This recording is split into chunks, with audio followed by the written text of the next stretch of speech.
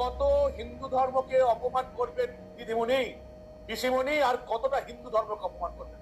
আমি কোন হিন্দুকে মন্দিরে পুজো দেওয়ার পর কারোর বাড়িতে আগুন লাগাতে দেখিনি, শুনিনি। আমি কোন হিন্দুকে মন্দিরে পুজো দেওয়ার পর হিংসার রাস্তা বেছে নিতে দেখিনি। আমি কোন হিন্দুকে বৃহস্পতিবারে লক্ষ্মী পুজো করে আসার পর রাস্তায় দাঁড়িয়ে আগুন জ্বালাতে দেখিনি। মাননীয়া, আপনি দেখেছেন হয়তো। জুম্মা বারের সঙ্গে সাপোর্ট করে তিনি হিন্দু ধর্মকে জুড়তে চান। জুম্মার নামাজের পর এই ধরনের ঘটনাগুলো হয়। হিন্দু ধর্মে আজ অব্দি দুর্গা পুজোর পর, কালী পুজোর পর, লক্ষ্মী পুজোর পর, যে কোনো পুজোর পর কোন হিন্দু ধর্মের মানুষকে এই রকমের গুন্ডামি করতে আপনি কোনোদিন দেখেননি। তবু এই হিন্দু ধর্মকে ছোট করতে, শুধুমাত্র মুসলিমদের ভোট টানতে প্রতিদিন প্রতিনিয়ত ব্যানার্জি পরিবারের ব্রাহ্মণ মহিলা হয়েও হিন্দু ধর্মকে অপমান করে চলেছে। বাংলার প্রতিটা হিন্দু, বিশেষ করে তোলামুনিরা, সেটাকে সহ্য করে যাচ্ছে। ভালো করে শুনুন, মমতা বন্দ্যোপাধ্যায় আজকে ঠিক কি হবে নির্লজ্জ মিথ্যাচার করবে। কোন মুখ্যমন্ত্রী আগে কোনোদিন করেনি, ভবিষ্যতে কোন মুখ্যমন্ত্রী মমতা বন্দ্যোপাধ্যায়ের মতন এরকম হিন্দু ধর্ম নিয়ে নোংরামি আর এরকম নির্লজ্জ মিথ্যাচার করতে পারবে না। ভালো করে শুনুন। আর এই প্রতিবেদন এই বাংলার প্রতিটি বাঙালি হিন্দুর মোবাইলে পৌঁছে দিয়ে সবাইকে শোনান কি হওয়া উচিত মমতা বন্দ্যোপাধ্যায়।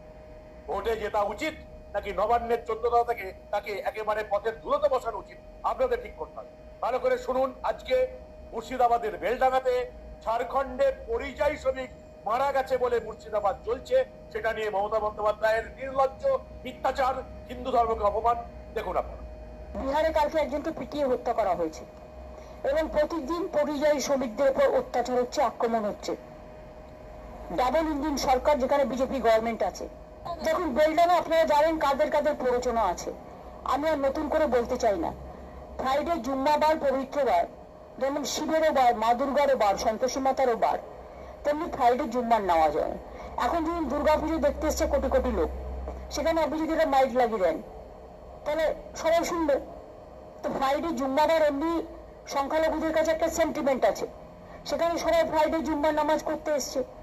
এখানে কেউ কেউ যদি তার রাজনৈতিক চরিতার্থ করবার জন্য উস্কে দেয়, সংখ্যালঘুদের ক্ষোভটা স্বাভাবিক, আমিও ওর জন্য ক্ষুব্ধ।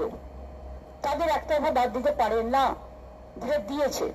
এরা ইচ্ছা করে বাংলায় দাঙ্গা লাগানোর চেষ্টা করছে, বিজেপির প্ল্যান এটা। নিজেরা ভোটে পারবে না তাই ভোট পাকাচ্ছে। বন্ধুরা, ব্যাপারটা বুঝলেন? হয়েছে